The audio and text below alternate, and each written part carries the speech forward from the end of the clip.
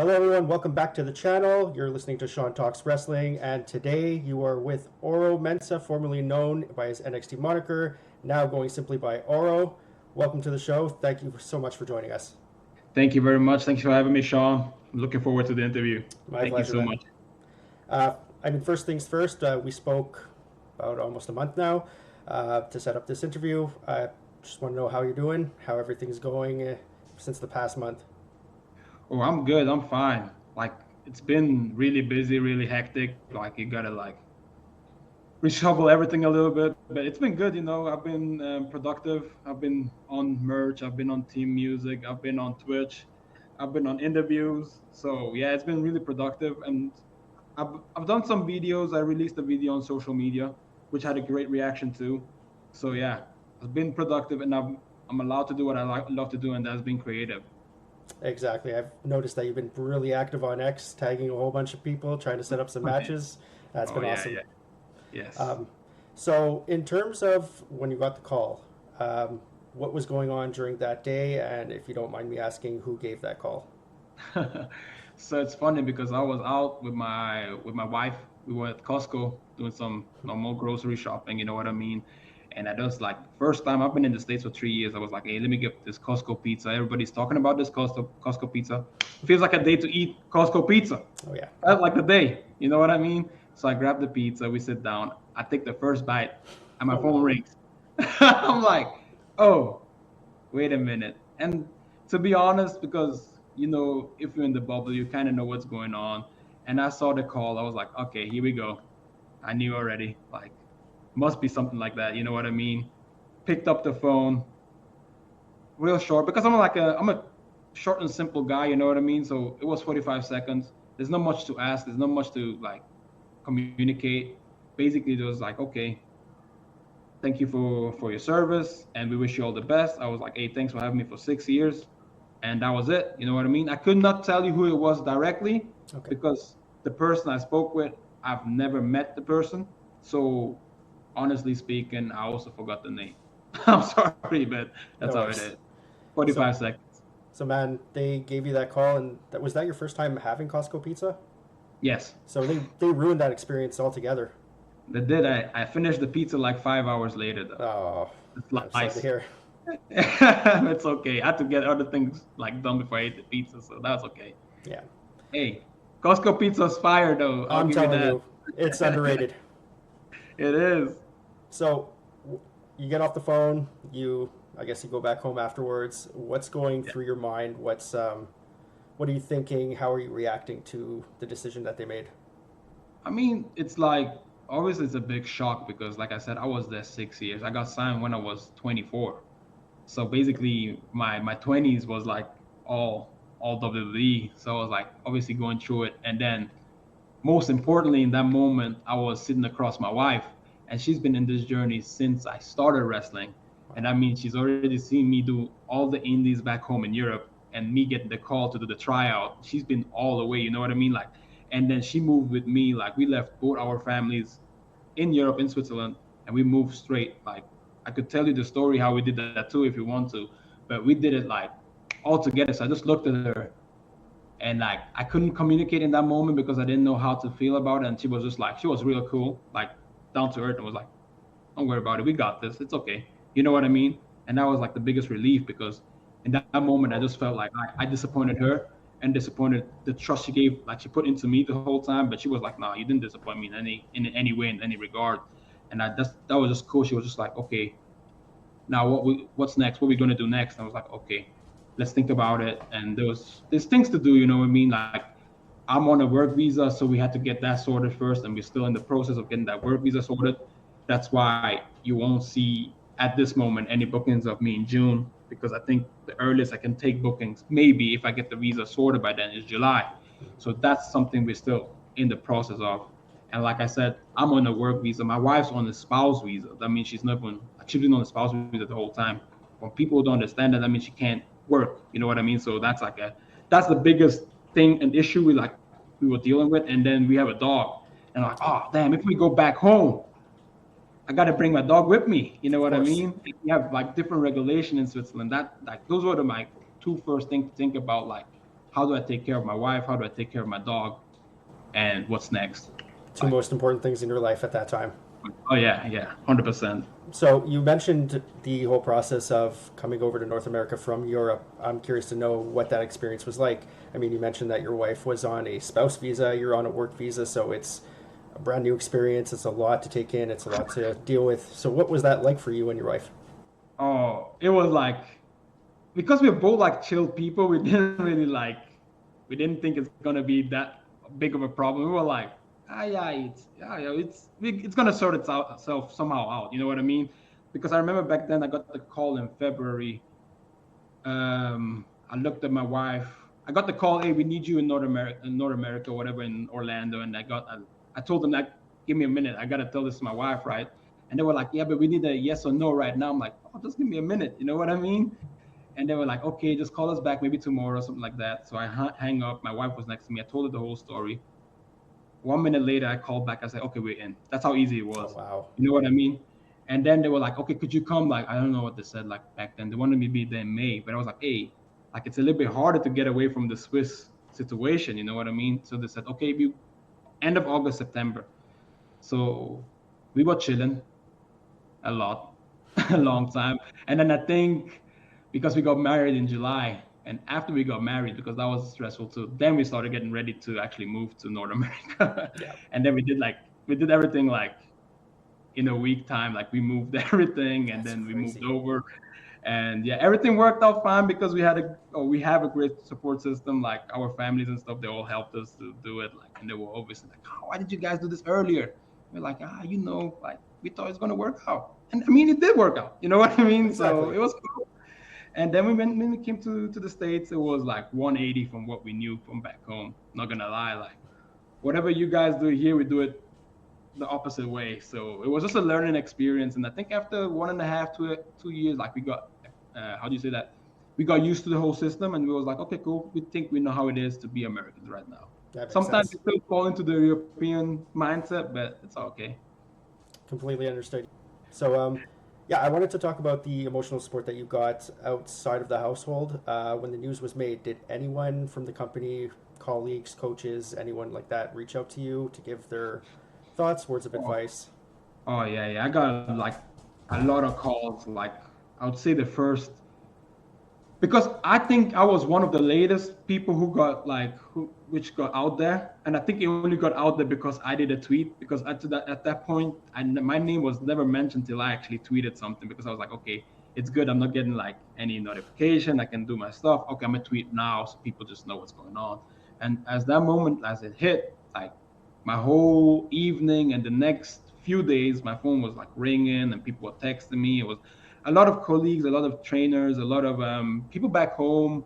Like, to be honest, my family didn't know because they don't have Twitter. So I told them like a day later, because I gave them the weekend so they would just be chilling. So I told them on Monday, and then they started it too. And then, yeah, it was a lot. Like in that moment, like it's sad that in that moment you kind of realize how much impact or whatever you do or you make to the people. You know what I mean? I always think of myself like, because I'm, like I said, I try to have fun. I try to make everything easy. I try to make fun of myself, and I also make fun of other people. You know what I mean? Like, but all in a friendly manner. But you never know how much people actually will show you love until something like this happened. And I was really like appreciative about this. My wife was really appreciative because she only knows what I tell her. And then when she saw all the response, she was like, oh, sorry, I almost said so. She said like, oh, Sorry. you're really well liked. I'm like, yeah, I guess I think people do like me. Like, Oh yeah, try my 100%. best. I can't force anybody to like me. Or like, I let everybody be. They can like and hate me, but cool, you know. Exactly. And I mean, that translates so well to social media. When you got that reaction, you made that tweet, and immediately the emotions started to pour out from fans all over the world. Kind of shocked to hear about the news, because we started to hear about all those releases and your name didn't pop up until you had mentioned it yourself. So, as you're going through the responses of that tweet and you're seeing all the support, how does that make you feel, knowing that it's not only colleagues and coaches in the system, it's also fans around the world that are devastated that you're leaving, but also showing that support over the years that you were around? It was like it's bittersweet, you know what I mean? Because I was like, it's cool because I did enough to make people feel something, and it was not just a regular, oh, he got he got he got released, we're gonna show support. It was like it felt genuine, and that was me thinking like, okay, that means my work did mean something. Like, granted, I didn't always have like the best opportunities, or I wasn't always like put in the spotlight, but I think with the small things I did, people did feel like my passion, my love, and did feel some kind of way or type of way connected to me. So that was like, oh man, I only gave you guys this small, and it was enough for you guys to actually show me love back, and that was sick for me. You know what I mean? So in that moment, it's bittersweet because I was like, I wish I would have even showed you more, because I think it was like maybe 5 or 10% of who I was or who I am truly, and you guys still like love that. You know what I mean? That's the bittersweet moment of like, oh, if I would have just showed you like at least 50, 60%, you guys would have like, this love that you guys are giving me would have been more justified. You know what I mean? Completely. I think you're underselling yourself a little bit. I think you gave us more than that 5 to 10%. But I mean, again, with the reaction going all the way back to NXT UK, you're Oliver Carter then, and just seeing all those mentions from your transition from Oliver Carter to Oro Mensah, it's like people really did pay attention, not just in those 1 to 2 years in your final days with NXT, but all the way back to when you began. Yeah, that's good to know. Like sometimes we did the NXT UK stuff and we just thought we're just doing it for Europe or only for the UK people. Like you don't really know who's watching and who's not watching. You know, what I mean, you just do it for the love and the passion of it. And it was cool seeing that people were like, oh, we know you since NXT UK days and what you did as Oliver Carter and with Ashton Smith and stuff like that. So hearing that is also cool. You know what I mean? I mean, yeah, it definitely means that they were paying attention, and it's super cool to see that. Um, I want to transition over to something else that happened on social media. I'm sure you're aware already. We spoke a little earlier about the Dave Meltzer comments. Mm-hmm. For those that are not aware, I'm just going to read out his quote and then I'll let you react to it. So, quote from Dave Meltzer: many of those cut were perceived as not working hard in training, and if you don't work hard in training, there's so many people who do. And at this point, if the feeling is you're not working hard in training, I saw the term lazy. The ones who are lazy are going to be gone, and the ones who didn't stand out are going to be gone. Now, when I see comments like that, I don't know how to make out as a fan. I can't imagine what you're going through seeing that. You're obviously in great shape. Everyone that was let go is in tremendous shape. I mean, you sort of have to be in the profession that you're working in. So when you see someone on the outside who may or may not have insider information or get some feedback given to them, how does that make you feel, seeing that, knowing that you are putting in the work and someone's questioning that? Honestly, like I laugh about it, but I'll be lying if I say it doesn't like piss me off a little bit too. You know what I mean? Like I'm an honest person. I'm gonna speak my mind. I don't like I said, I laugh and it pisses me off. You know what I mean? Because I know a lot more people would believe things like that, like all the lazy stuff. And like when I read that, I was like, whoa. Like I started questioning it a little bit too, because you start believing it. Then I was like, oh no, that's some bullshit. Honestly, like thinking about it and thinking about it back, like I've been doing this for 15 years, and I'll tell everybody this. I've been doing this for 15 years. I come from Switzerland, and I ask you now, do you know any scene in Switzerland? Do you know any active wrestler right now who lives in Switzerland? You know what I mean? And I came all the way out of that small bubble of nothing. I worked around whole Europe. I made it miraculously to a WWE tryout. I got signed to my first tryout. I became NXT UK Tag Team Champion. I moved from NXT UK to the States, formed one of the greatest group in the last 5 to 10 years in NXT. You know what I mean? And then you want to come after everything has happened, you want to call me lazy. Like you think I'm just gonna be sitting down when I've always been showing like always if you thought I'm this high, I always step it up and always keep on moving and keep on moving. Like there's nothing that would ever like everybody who was even released, I would not consider any of them lazy. You know what I mean? That's why it's just a disrespectful thing to say.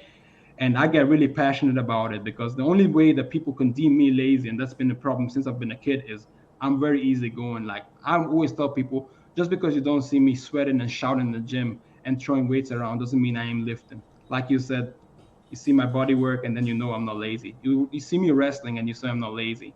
Like I am more mellow and I'm more cool and more calm. But if you want to deem me lazy because I'm more chilled and not doing the stuff that makes me look like I'm a hard worker, that's for me bullshit, because everything shows. Like I said, it goes way back in school. Teacher thought I was lazy. My grade said otherwise. You know what I mean? Same thing in wrestling. You call me lazy or you think I'm lazy, my body and my in-ring work and everything I do, like watching wrestling and living wrestling 24/7 shows you there's no laziness behind it. That's why you can just throw the term lazy away. And like I can't speak for the rest, but I can condone for the rest and say none of them that got released was lazy in any sense or kind of way. I would absolutely believe that. I mean, you're in the wrestling business, so you have to be in tip-top shape regardless of what your shape and size is. You're always going to be in that in-ring shape. So, yeah, that was confusing to me to see that work ethic questioned by someone on the outside. And I, as someone who has been in wrestling, like you said, for over 15 years now, you don't get there by being lazy. No. You don't travel around the world by being lazy. So, yeah, that to me, it's still crazy to me to read that. And it's a good headline, you know what I mean, to get eyes on it and get the clicks and views, whatever. But at the same time, it's a headline that will draw people in, but it's also at the cost of someone like yourself and everyone else that was released. And now their work ethic is being kind of questioned, and it really shouldn't be. I mean, 1 month later, and you see everybody who's deemed lazy is working their ass off. You know what I mean? They're being creative. Look at social media, like read all the names and look at all the guys and girls who got released, what they're doing on social media and the platform, showing exactly that's not been the case and never is going to be the case. I don't think there was anyone that was released on that list that didn't immediately go to the grind and start getting their head in the game. So if that's not work ethic, I don't know what is. Speaking back to your early days in training, I believe you were trained by Marshall T. Yes. And that was a pretty young age. I mean, I think you made your debut at 17. So that's what I read. I'm not sure if that's accurate. I think it's close. I think it's at 16, 17. I don't remember. It was one of those two, yeah. That's crazy to me. What was that like at such a young age? I mean, most people are still in high school or middle school at that point. So while everyone is in their studies and trying to make grades, you're in a wrestling ring training your body to undergo a match. What was that like? It was amazing. It was like fascinating because I was playing football, soccer for 10 years, and then I got bored of it because I was like, oh, I like soccer, I like football, you know, but I know I'm not going to be a professional. And then I saw the wrestling ad, and I was like, okay, I'm gonna go to this training. First day I was like, either I suck or I'm gonna be good, and I'm gonna stay with it. You know what I mean? So I went already with the thing, like, if maybe I'm just a fan, like it doesn't matter for me. But I'll try it out. And the first day was so amazing. Like, it felt so natural to me. So I trained like every week. And when I got I was in school still. I was looking for a job, was in school, training to be a wrestler, all that at once. And I was like, oh, this is how life should be. And I was also like, okay, this is where my life should go to. I'll do my school, I'll do my studies, I'll find a job, but wrestling is the one. So that was like, since day one, it was always been my drive. Like that feeling, that high or whatever you want to call it, that chase was beautiful. That's why I was like, it was nothing bad on my body. I didn't feel it back then. It was just adrenaline. Of course. Yeah, at that age, I mean, you feel a lot less than when you're twice the age. So. Oh, 100%.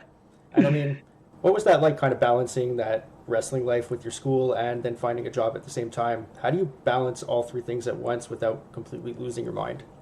Honestly speaking, I don't even really remember. I just went with the flow and I was just doing it. I was just like trying to prioritize. How do you say prioritize? I think. I don't know. Sorry, my bad.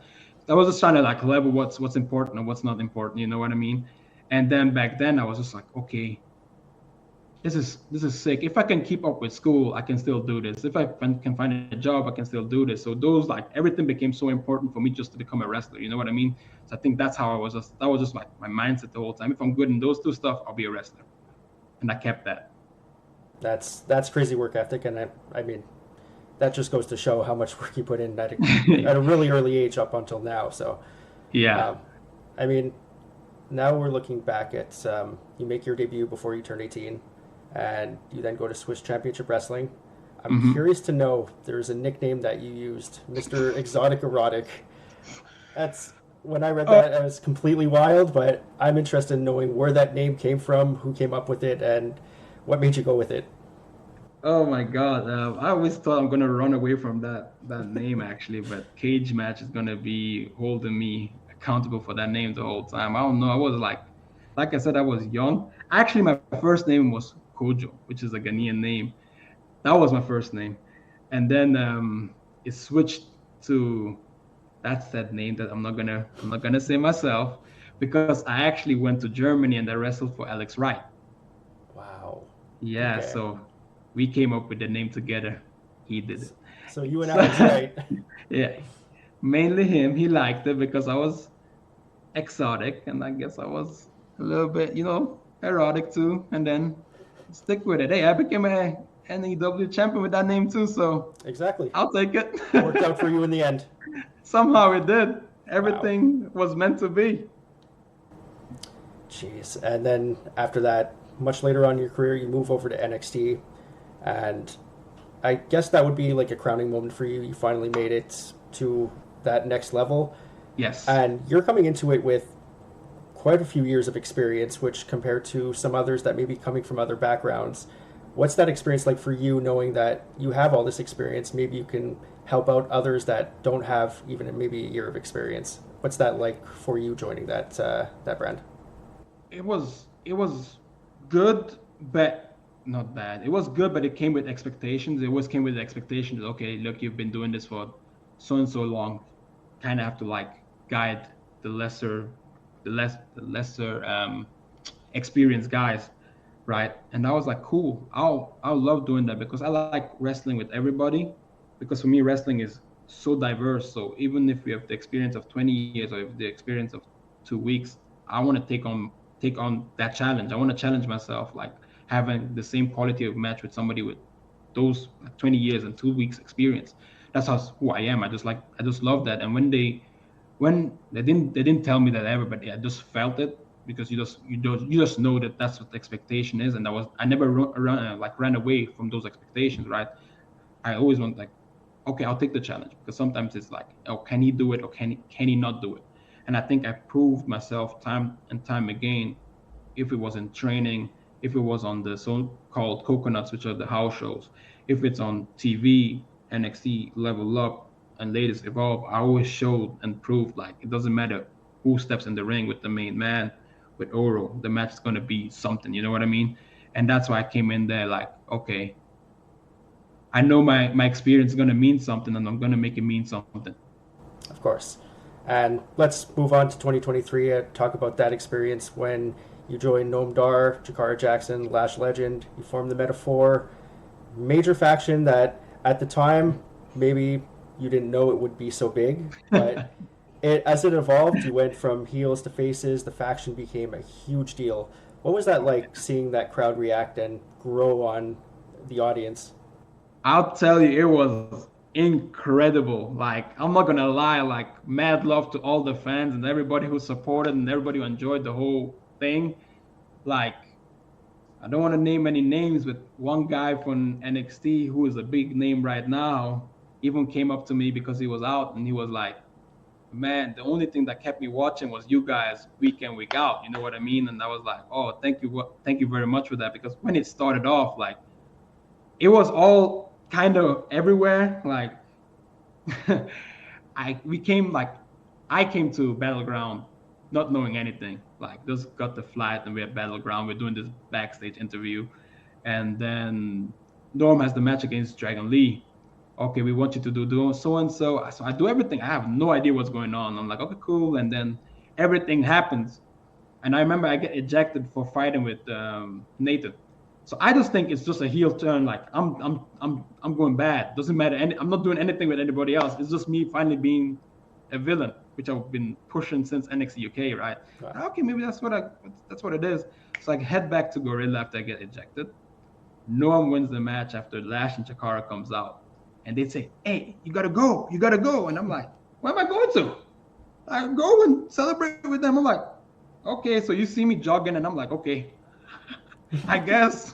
And I run in, and we start celebrating and hands up and stuff like that. And then we came on Tuesday, and it was like, okay, guys, you guys are a group. Like, oh, and we need a name. I'm like, oh, okay, gotcha.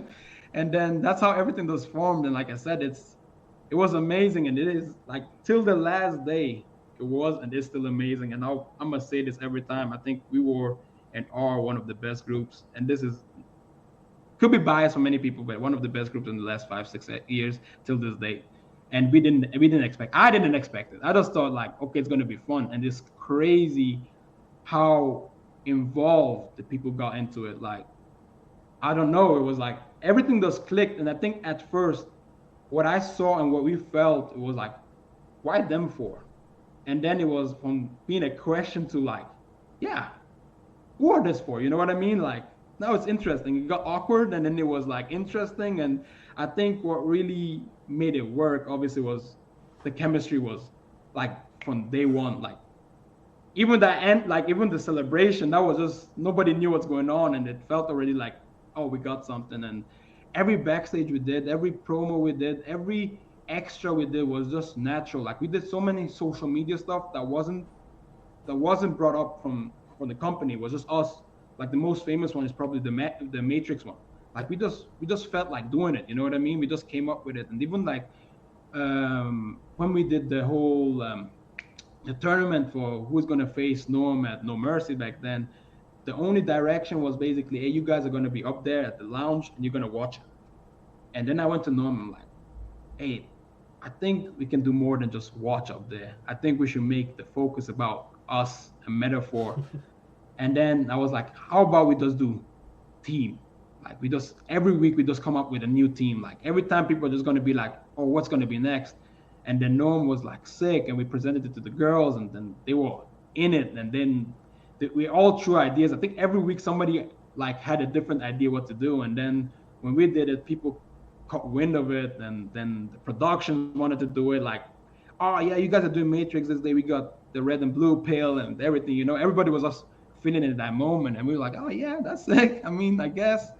And then it blew up, and we did the Halloween stuff, which was sick too. Like, you know what I mean? It was just so much fun, and incredible.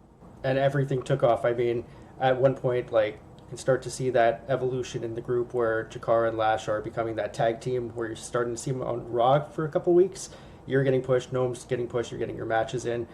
At what point do you start to see that kind of elevation and appearances on Raw where you're like, maybe there's a main event spot for all four of us?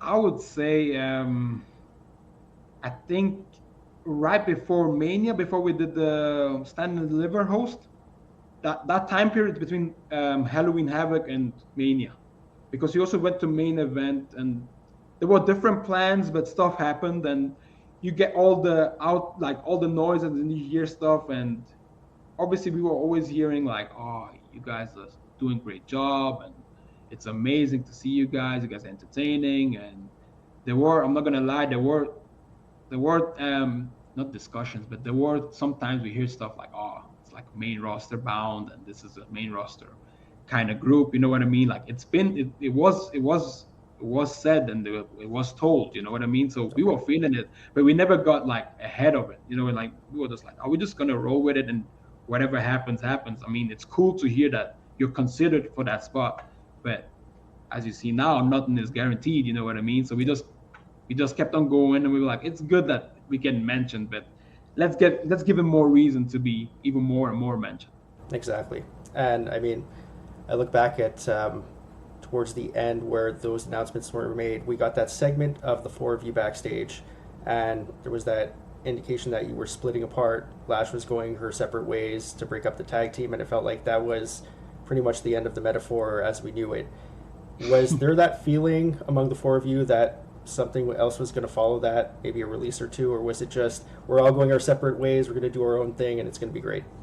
At that moment, it was nothing like, when I heard that, like, it was a really emotional day for all of us, right? It's like, it's funny, I just finished watching Modern Family, but it's just the same. I was watching the final of Modern Family. I felt the same way when we did that promo, right? It's the same thing. It's like, you're just splitting up from a family kind of thing. And we all were very emotional that day. And I was surprised. I was splitting Lash and Jakara, and then it happened, and I was like, I didn't think about anything of it. I was like, okay, they probably got the plans with Noam Lash, Jakara. And my thing is just gonna be evolve and try and get back to NXT. Like I didn't think much about it. But then again, like I said, I wouldn't be honest if I didn't say like when I think the first time I had like doubts that something could be up was starting in November Okay. when I was no more on TV. And I was like, okay. In my head, I was just putting two and two together, and then it's close to Mania. I'm like, oh man, maybe, but maybe not. You know what I mean? So you kind of start trying to stay positive about nothing's gonna happen. But honestly, truth to God, like truthfully speaking, I thought if something's gonna happen, it's only gonna hit me. You know what I mean? I would have never ever thought it's gonna hit Jakara too. Yeah, that I think caught everyone off guard. It wasn't just you; it was Jakara as well. Half of Metaphor was just gone like that, and I think a lot of people were devastated by that news. I mean, not only the breakup, but then to see two of you go. Yeah. It was hard news to swallow, but looking forward now, your 30 days are up. I'm curious to know, you said that you're going to get your visa stuff worked out and maybe start taking bookings next month in July. Between now and then, have you already received any phone calls or started to take bookings? Anyone showing interest?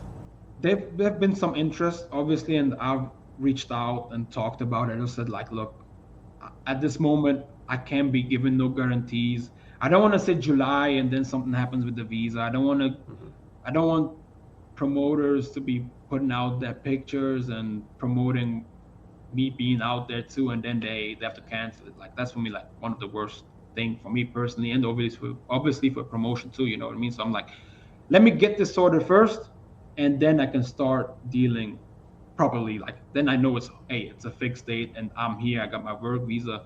You guys don't have to stress about it. I don't have to stress about it, and then we're cool. You know what I mean? That's why in the meantime, I've been doing my videos.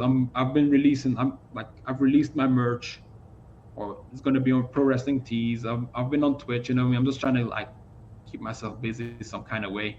Of course, yeah. And I mean, with the streaming stuff, it's been a lot of fun. I mean, that kind of experience where you now get to be yourself on stream, interacting with the fans, and not really having to worry about the machine that you're working for, or saying anything with what you're talking about on that stream. How is that freedom like, where you just get to be yourself, talk about what you want when you want? It's cool, it's good, but that's the thing. I've always been myself. Even like I didn't like the only thing that's different is like I just swear and curse a little bit more. That's the only difference, truthfully, because I always said this. I'm never gonna change myself for nobody because I am who I am, and I always stick with that. And maybe that's one reason I get into trouble, I get into problems. You know what I mean? But like I said at the beginning of the interview, you either like me or you hate me, and that's good for you. Like I don't hold any grudges against people who don't like me. You know what I mean? That's their choice, and I respect everybody's choices. Maybe I'm not always the easiest person to handle. I've also noticed that, like I said, 180 back home, we're very direct and straightforward. We come to the point, tell you what we don't like and what we like.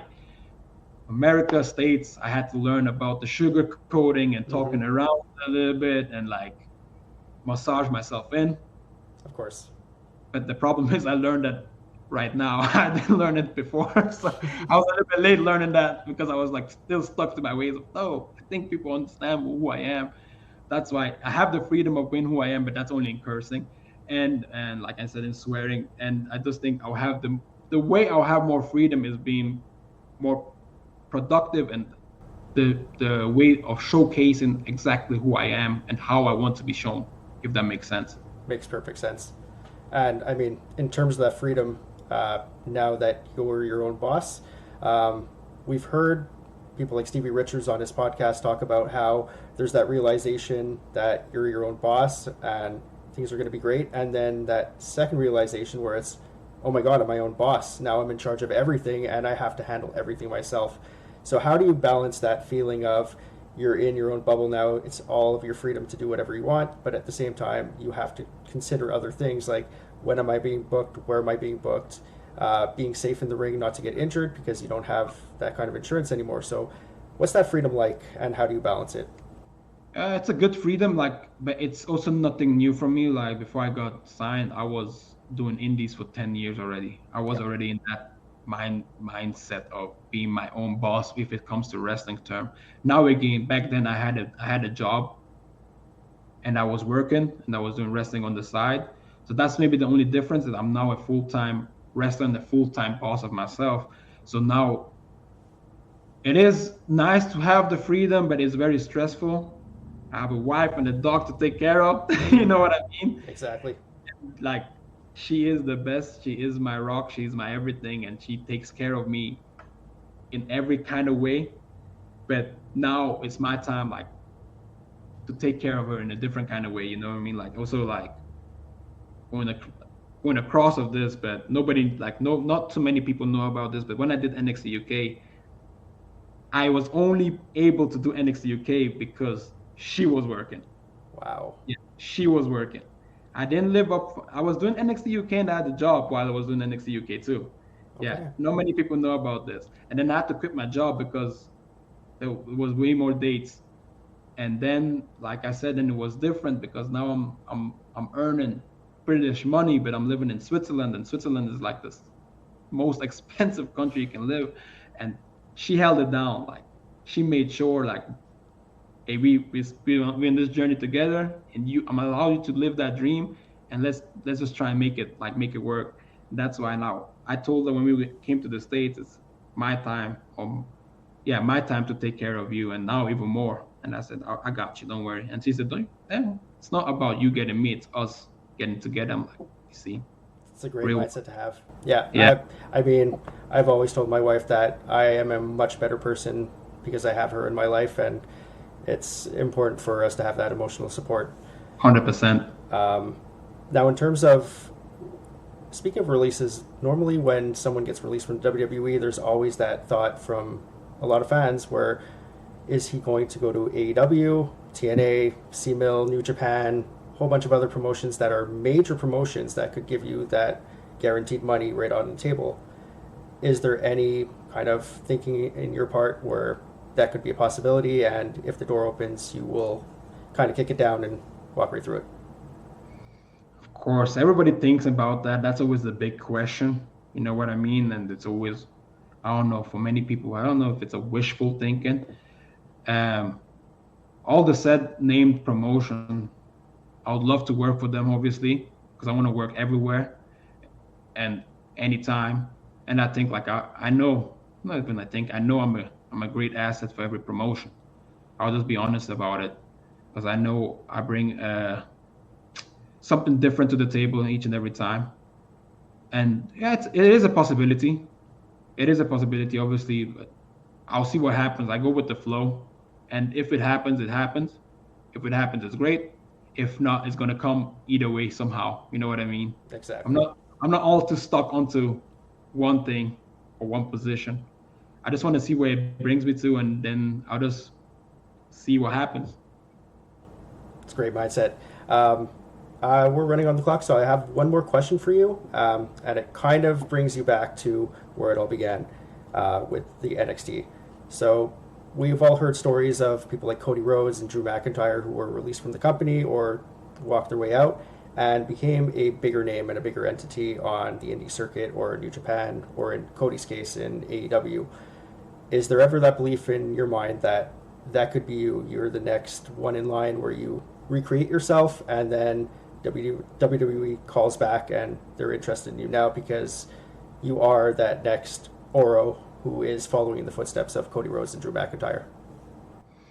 I would say that's 100%. I think in my case, 100% that is a possibility. And I'm not only talking about going back to WWE. I just think in this now and day, or this now, how do you say, in this age, or where I am right now, I just want to be the greatest version of who I am. And I want to show, regardless which promotion or which colleague, that, oh my God, this guy is an asset. This guy is great. This guy is the best version of himself. You know what I mean? I don't want to talk about, like, I'm gonna be, like you said, the next Cody, the next Drew, and then it all pedals back to where I was before. You know what I mean? No, that is in the stars. That doesn't matter. For me, it only matters that I just become who I truly know I am.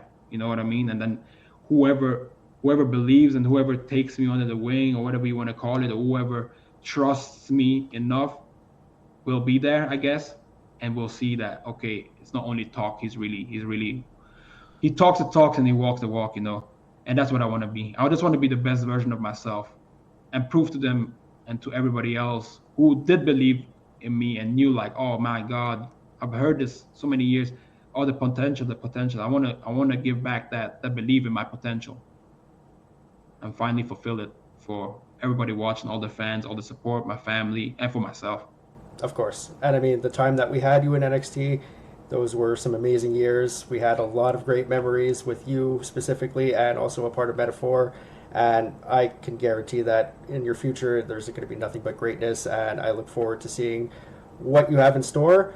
Before I let you go, I just want to leave the floor now to you to talk directly to the audience. Let them know where they can find you and how we can support the main man, Oro. Beautiful. Thank you very much. And thank you for everybody who was on this interview watching it for such a long time. I know I'm a long talker. I talk a lot and I talk all over the place. So thank you very much. But I also want to thank you guys all for the love, support, appreciation, and everything. And just making me understand that my work meant something for each and every one of you. And like that's not nothing for me, you know what I mean? Like it takes a lot of somebody to go out of his way, out of his day of time to be like, oh man, you were great, you were good, and I love that. So I'm really appreciative of that. And you can follow me and support me on Instagram, on X. I'll probably do a TikTok. I am on Twitch now. I'll be on Twitch. And like I said, Pro Wrestling Tees, 2 shirts releases coming out this week. They're fire. They're really good. Trust me. I always make merch that I know you can wear in wrestling and in your day to day. So I'm always about style. So I just want stylish stuff. So I'm providing stylish stuff for everybody. My 8x10 you can buy on my Big Cartel. It's all on my social. It's all on all my links. I think that's what it's called. And you can find it out there. Thank you very much. Awesome. Thank you so much, Oro. Again, I appreciate you taking the time out of your day to join us.